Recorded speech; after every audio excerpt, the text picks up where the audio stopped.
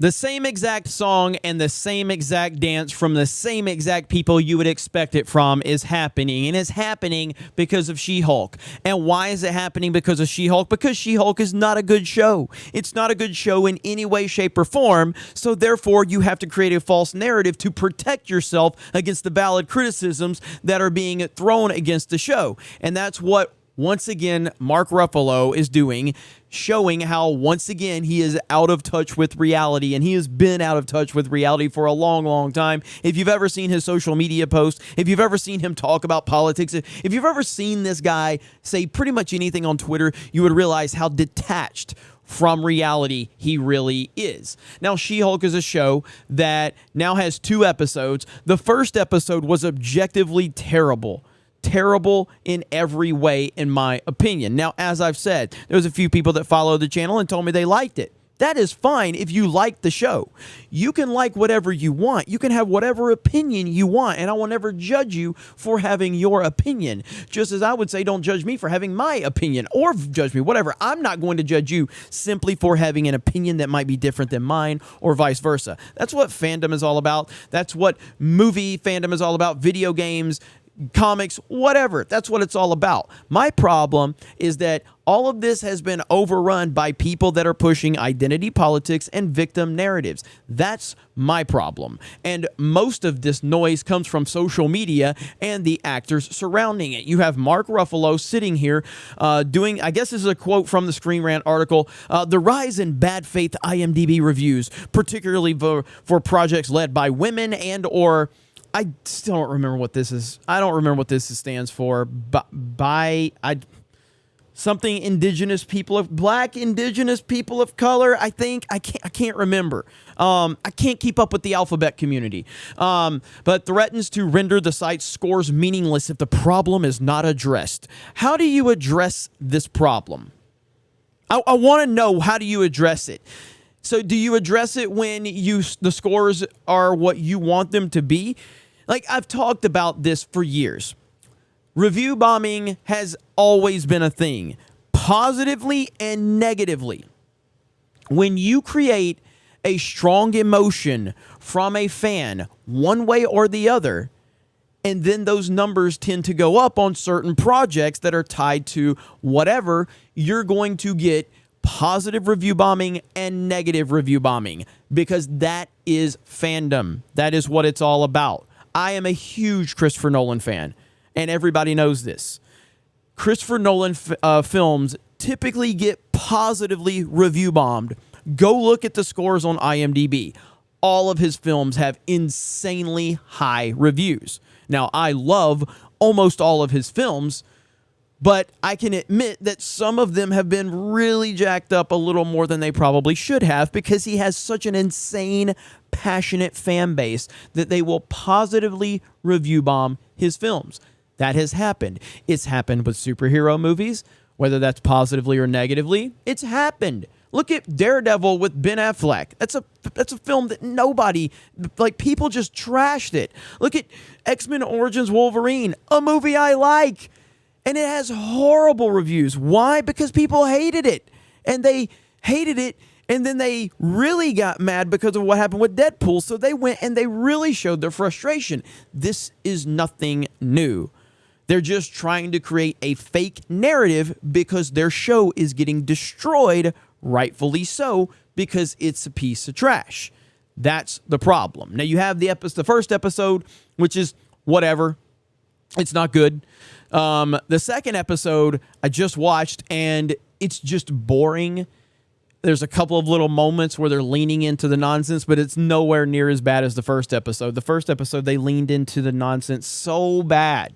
Second episode, not so much. A little boring, but I didn't hate the second episode like I did the first episode. The first episode, I genuinely hated it so bad. Second episode, at least it wasn't as nauseating as the first one. But people don't like it, generally speaking, up to this point, and the numbers support that.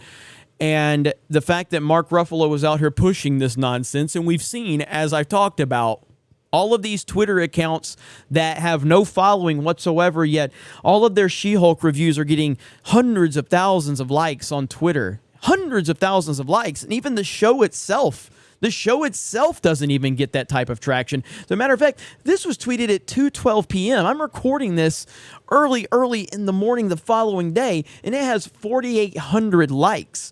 Mark Ruffalo has millions of followers. 8 million followers. And this tweet has 4,800 likes, yet these accounts with no following have hundreds of thousands of likes when they're defending She-Hulk. It doesn't add up. And that's why Elon Musk is trying to back out of his deal with Twitter, because clearly the site is ran by, bots. Now, again, if there's something you can show me where the official She-Hulk account is getting, 50, 60, 100,000 likes on some of their promotion, okay, that makes sense.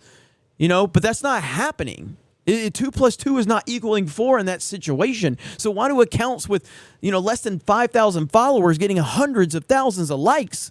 It doesn't make sense. But that's fine, whatever. We've known that about Twitter forever and a day, and it happens. And it happens on the other side of the equation, too. There's different situations where you can find where accounts that didn't have a following got their message across in other ways. I'm not saying it's one way or the other. I'm just saying that look at the bigger picture here and understand that there's more going on than what's right in front of your face. So with She-Hulk, again, if you like it, that's great. I don't. And I will continue to give my opinions on it. Like I said, the first episode was horrible. The second episode, a little just more boring and very short, by the way. I would think it was only like 25, 30 minutes. And nothing really happened. Not a lot happened. Now, I guess that could have been a setup episode to get us to the next point, because obviously it ends on a moment that's going to drive the story in another direction for sure. But yeah, this nonsense from Mark Ruffalo is just, this is the same tired argument from the same group of people that are always pushing this stuff, and they don't really care about it. I have never heard them talk about how well received Kim Wexler was from Better Call Saul. Coming off one of the greatest shows of all time, Breaking Bad. And then you had this show, Better Call Saul, a prequel to Breaking Bad. And then you had a very prominent character put into this story in Kim Wexler. And what did she do? She benefited the story in every possible way, in a positive way. It was beautifully done. And she actually impacted what you were wondering, like where was she at during Breaking Bad? These are the questions we were asking ourselves all through the series. Where was she at? What happens? It created so many theories that you were just so interested to get to that point to figure it all out.